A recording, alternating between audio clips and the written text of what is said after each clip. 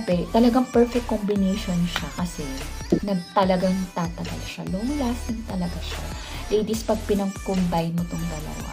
So, eto, parang na-feature pala siya ni Heart Evangelista. So, this is Shiseido Baby Press Powder. Medicated. Baby. Long lasting to, ladies, as in.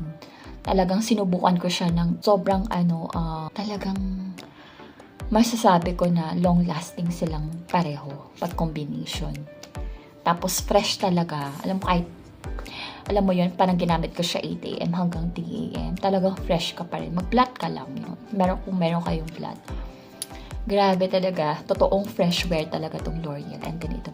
Tapos sobrang affordable lang. Yun ang nakakatuwa dun, diba? Kasi especially kapag lagi ka nag-wear ng makeup, diba? Ang bilis na maubos sa mga foundation diba?